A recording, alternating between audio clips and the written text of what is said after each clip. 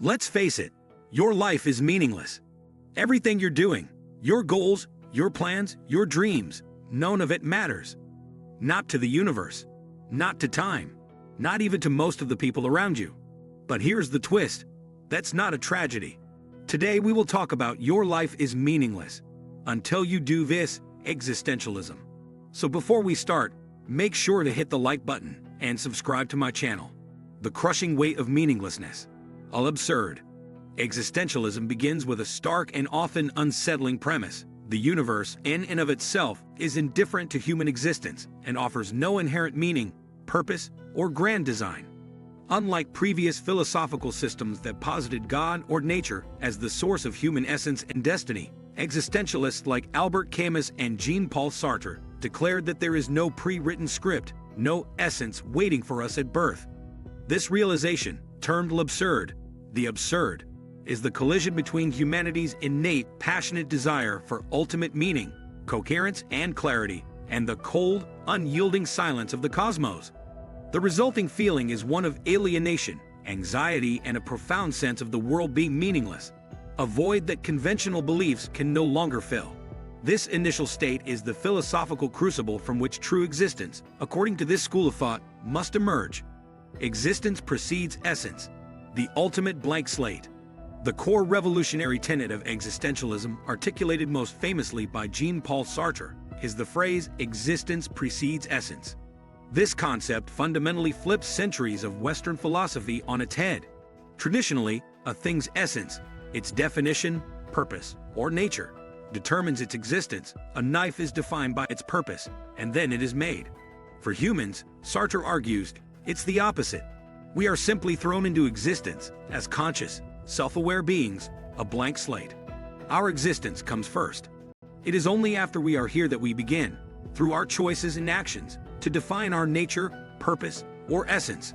This means that there is no universal human nature and no predetermined destiny. You are not born a doctor or a failure. You become these things by the sum total of your life's decisions. The moment of transformation. This is authentic choice. The it is that transforms a meaningless life into a meaningful one is the conscious and authentic embrace of freedom and responsibility through choice. In an empty universe, it is the individual who must choose to act. When you realize there is no objective guide, you are forced to confront your radical freedom. Every decision, what job to take, who to love, whether to be honest, is not just a preference. It is a profound declaration of what you believe humanity should be. This is what Kierkegaard called the leap of faith into an uncertain future. To be authentic is to own these choices, recognizing that you are the sole author of your life, refusing to hide behind excuses like, it's just my nature, society made me do it, or I had no choice. The inescapable burden, anguish, and responsibility. While freedom sounds liberating, existentialists are quick to point out its terrifying counterpart, absolute responsibility. When a person makes an authentic choice, they are not just choosing for themselves. In the absence of a universal moral code, they are, as Sartre says, choosing for all men. They are declaring that this action is, in this moment, the one worth doing. This realization brings about anguish. Anguish is not mere anxiety. It's the dizzying sense of total responsibility that comes from knowing the ultimate weight of your freedom and the realization that your choice is creating the very values by which you live.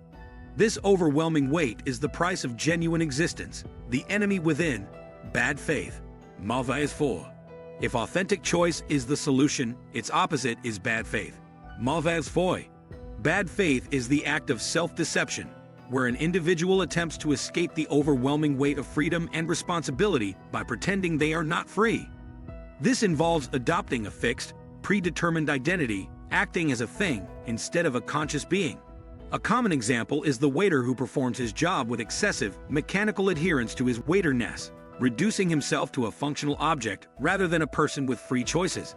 People in bad faith hide behind social roles, predetermined destinies, or external pressures to avoid the difficult work of self-creation, choosing the comfort of predefinition over the terrifying openness of freedom. The meaning is manufactured, creating personal value. In the existential framework, meaning is not discovered. It is created or manufactured by the individual through commitment and action. Since the universe provides no blueprints, The values that give your life meaning must be established by you, a scientist committed to finding a cure, an artist dedicated to a masterpiece, or a revolutionary fighting for justice. These individuals define the meaning of their lives through the intensity and sincerity of their commitment to their projects. This commitment doesn't remove the absurd, but it allows the individual to revolt against it, defining a personal subjective value in a world that denies objective worth. The existential imperative: authentic relationships. The authentic creation of meaning inevitably extends to our relationships with others. For thinkers like Martin Buber and Gabriel Marcel, the quality of our existence is tied to our ability to meet others as they truly are. Buber distinguishes between an I-thou relationship and an I-it relationship. The I, it views the other person as an object, a utility, or a role. Ig, viewing a person only as a cashier or a colleague. The I-thou relationship, which is the cornerstone of authentic existence, is a full, reciprocal encounter where the other person is met as a whole, unique, and infinite subject. Meaning, therefore, is not only generated by internal choice, but also by the responsible, empathetic, and committed way we engage with the equally free existence of others. Living the existential life, a continuous state of becoming. Ultimately, the existentialist life is not a destination, but a continuous, dynamic state of becoming.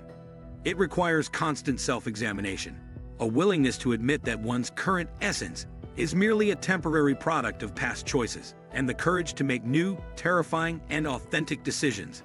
To live with meaning is to accept the terror of l'absurde, to embrace the anguish of total responsibility, to reject the comfort of bad faith, and to relentlessly engage in the conscious, willed creation of one's own values and purpose. Your life is meaningless until you actively choose to define it, a task that ends only with your final breath, making every moment an opportunity for profound, existential creation. The call to radical self-creation. The existential final thought is not one of resignation, but of radical empowerment. Though we are born into a universe devoid of intrinsic meaning, l'absurde, this very meaninglessness is the ultimate source of our freedom. Your life is not a mystery to be solved, or a script to be followed. It is a project to be built. The fundamental imperative of existentialism is this: do not wait for meaning to find you. Create it. Accept the anguish of absolute responsibility, reject the comfort of bad faith, and live with an uncompromising commitment to your choices. To exist authentically is to perpetually define yourself through action, turning the terror of an empty universe into the immense, exhilarating burden of self-creation. You are not what you are, but what you will be, a continuous, chosen state of becoming. If you like this video and would like to see more like it, please give it the thumbs up. Leave a comment and click the button to subscribe.